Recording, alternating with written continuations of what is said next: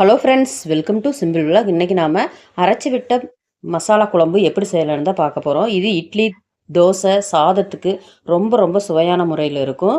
இந்த சுவையில் ஒரு தடவை கண்டிப்பாக வீடியோவை முழுமையாக பார்த்துட்டு காய்கறிகளை வச்சு இந்த மாதிரி அரைச்சி விட்ட மசாலா குழம்பு ஒரு தடவை வீட்டில் செஞ்சு பாருங்கள். ரொம்பவே எல்லாருக்குமே பிடிக்கும். அந்த அளவுக்கு இது டிஃப்ரெண்ட்டான டேஸ்ட்டு கொடுக்கும்.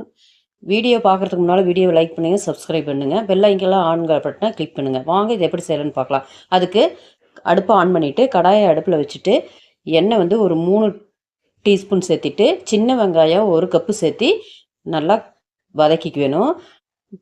முக்கால் பதம் வெங்காயம் வதக்கும்போது இதில் சோம்பு 1/2 டீஸ்பூனு, சீரகம் 1/2 டீஸ்பூனு சேர்த்திட்டு மிளகு வந்து 1/4 டீஸ்பூனு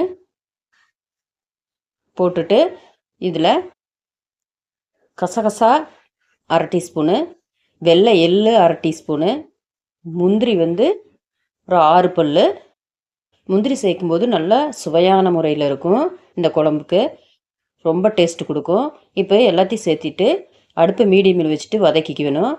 இப்போ வதக்கணுன்னா இதில் கடைசியாக பூண்டு ஒரு 6லேருந்து 7 பல் பூண்டு சின்ன சைஸாக ஒரு 2 துண்டு இஞ்சி சேர்த்திட்டு அதையும் வதக்கிக்க வேணும்.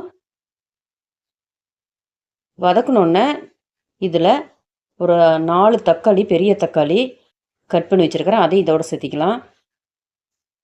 தக்காளி சேர்த்திட்டு தக்காளி வதக்கிறதுக்காக இதில் கல்லுப்பு வந்து 1 டீஸ்பூன் சேர்த்திட்டு தேவையான அளவு எடுத்துக்கங்க.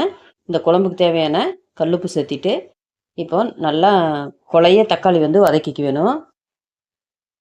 இப்போ வதக்கியாச்சு. இதில் தனி மிளகாய்த்தூள் வந்து 1 டேபிள் ஸ்பூன், மல்லிப்பொடி 2 டேபிள் ஸ்பூன், காஷ்மீர் மிளகாய்த்தூள் 1 டீஸ்பூன் சேர்த்திட்டு கரம் மசாலா வந்து 1 டீஸ்பூன் சேர்த்திக்கணும். இதோட நல்லா சுவையான முறையில் நல்ல மணத்தை கொடுக்கும் இந்த குழம்புக்கு. கரம் மசாலா சேர்த்தும் போது மசாலாலாம் சேர்த்திட்டு தண்ணி சேர்க்காம 1 நிமிஷம் அப்படியே கலக்கி விட்டுட்டு நல்லா கலந்துக்க வேணும். கலந்துட்டு எண்ணெயிலேயே மசாலா வதக்கிட்டு இதில் ஒரு 1/2 கப்பு பொடியாக கட் பண்ணி வச்சுருக்கிறேன் தேங்காவை சேர்த்திட்டு 1 நிமிஷம் அடுப்பு வந்து சிம்மில் வச்சு வதக்கிட்டு ஆற வச்சு மிக்சி ஜாரில் சேர்த்தி நைஸாக அரைச்சி வச்சுக்கணும். இப்போ ஒரு பக்கம் அரைச்சது இருக்கட்டும். இந்த குழம்பு குக்கரில் தான் செய்ய போகிறோம். அதனால் அடுப்பில் வந்து குக்கரை வச்சுட்டு 3 டேபிள் ஸ்பூன் எண்ணெய் சேர்த்திட்டு இதில் பிரியாணி பொருளை சேர்த்திக்கலாம். பிரிஞ்சி எல்லாம், அன்னாச்சி முக்கு, பட்டை எல்லாம் சேர்த்தி எண்ணெயில் வதக்கிட்டு இதோட 2 பெரிய வெங்காயம் நீல வாக்கில் கட் பண்ணி வச்சுருக்கிறேன், அதையும் இதோடு சேர்த்திக்கலாம். வெங்காயத்தை சேர்த்திட்டு நல்லா வதக்கிக்க வேணும். வெங்காயம் வந்து முக்கால் பதத்துக்கு வதக்கினோடனே இதில் இஞ்சி பூண்டு பேஸ்ட்டு 1 டேபிள் ஸ்பூன் சேர்த்திக்கலாம். சேர்த்திட்டு நல்லா வதக்கி விட்டுக்க வேணும்.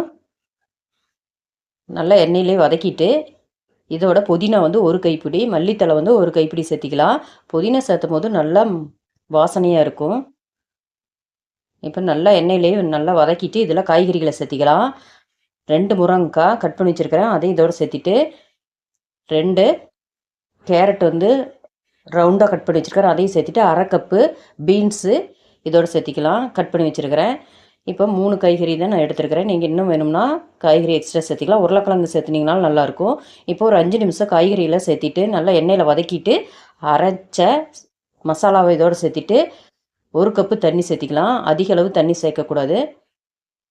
இப்போ தண்ணி சேர்த்திட்டு இதில் மஞ்சத்தூள் 1/2 டீஸ்பூனு, உப்பு பத்தலைன்னு உப்பு வந்து கொஞ்சமாக சேர்த்திட்டு நல்லா கலந்து விட்டுக்கலாம். நல்லா கலந்து விட்டுட்டு குக்கர் மூடி போட்டு ஒரு 3 விசில் விட்டு எடுத்துக்கலாம். மசாலா பொருளெல்லாம் எந்த அளவுக்கு நீங்கள் காய்கறிகளை எடுத்துருக்கிறீங்களோ உங்களுக்கு எந்த அளவுக்கு இந்த குழம்பு தேவையோ அதுக்கு தகுந்த மாதிரி கூட்டவோ குறைக்கவோ செஞ்சுக்கிங்க. இப்போ விசில் அடங்கிருச்சு. ரொம்ப சுவையான முறையில் அரைச்சி விட்ட காய்கறி மசாலா குழம்பு ரெடி ஆயிடுச்சு. இது வரைக்கும் நீங்கள் இந்த சுவையில் காய்கறிகளை வச்சு அரைச்சி விட்ட மசாலா குழம்பு செஞ்சு சாப்பிட்ருக்க மாட்டீங்க. கண்டிப்பாக இட்லி, தோசை, சாதத்துக்கு ரொம்ப டேஸ்ட்டான முறையில் இருக்கும். வீடியோ முழுமையாக பார்த்துட்டு இந்த டேஸ்ட்டில் வந்து கண்டிப்பாக ட்ரை பண்ணி பார்த்துட்டு எப்படி இருந்ததுன்னு கமெண்ட்டில் சொல்லுங்கள். ஓகே ஃப்ரெண்ட்ஸ், அடுத்த வீடியோவில் பார்க்கலாம்.